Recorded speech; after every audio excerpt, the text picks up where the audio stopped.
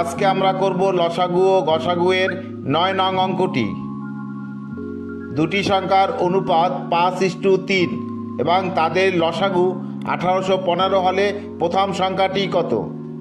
মনে করি সংখ্যা দুটি যথাক্রমে ৫ক ও ৩ক।